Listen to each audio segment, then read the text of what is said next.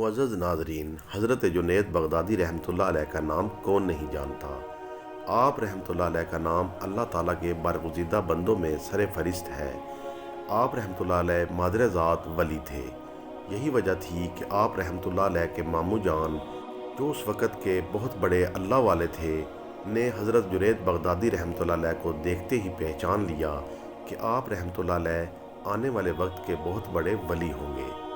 آپ رحمۃ اللہ علیہ کی زندگی کا ہر پہلو ہمارے لیے باعث سبق ہے، لہٰذا آج ہم آپ رحمۃ اللہ علیہ کی زندگی میں پیش آنے والا ایسا واقعہ بیان کرنے جا رہے ہیں جس نے آپ رحمۃ اللہ علیہ کو بھی کچھ دیر کے لیے پریشانی میں ڈال دیا تھا، لیکن اللہ تعالیٰ کے قرب کی وجہ سے آپ رحمۃ اللہ علیہ اس امتحان میں بھی پاس ہوئے۔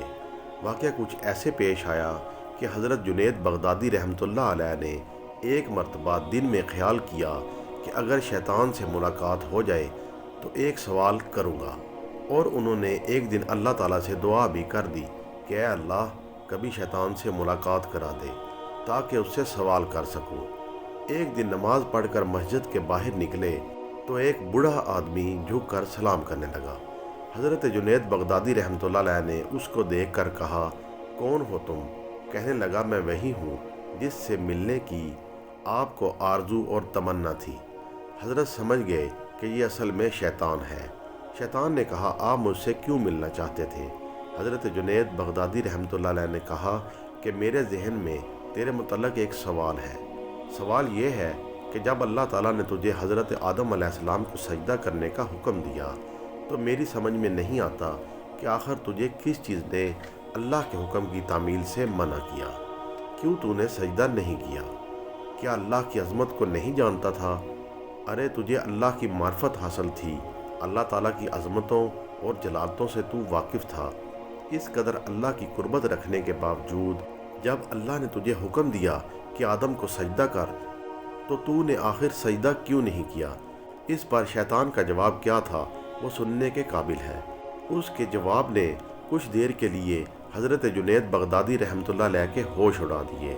اس نے کہا، جنید، آپ جیسا توحید پرست آدمی اور یہ مشرکانہ سوال، آپ جیسا توحید پرست آدمی، ایک اللہ کو ماننے والا، ایک اللہ کی پوجا کرنے والا، آپ کے ذہن میں یہ سوال کیسے آ گیا کہ میں غیر اللہ کو سجدہ کر لیتا؟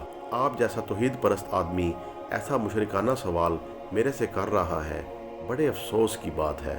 حضرت جنید بغدادی رحمۃ اللہ علیہ کہتے ہیں، جب اس نے یہ بات مجھ سے کہی تو مجھے لگا کہ ہاں یہ تو ٹھیک کہہ رہا ہے، اور پھر تھوڑی دیر کے لیے مجھے ایسا معلوم ہوا کہ میرا ایمان سلب ہو رہا ہے، اس لیے کہ جب وہ کہہ رہا ہے کہ تم ایک اللہ کو ماننے والے ہو اور مجھے پوچھتے ہو کہ آدم کو سجدہ کیوں نہیں کیا۔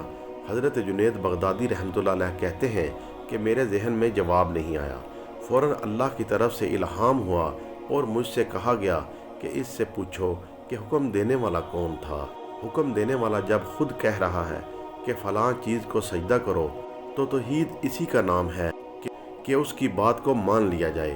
حضرت جنید بغدادی رحمۃ اللہ علیہ کہتے ہیں کہ اس الہام کے بعد میرا ایمان برقرار ہوا، ورنہ تو مجھے ایسا معلوم ہوا کہ میرے ایمان میں تزلزل پیدا ہو گیا ہے۔ پیارے بھائیوں، یہ ہے شیطان کی مکاری اور عیاری۔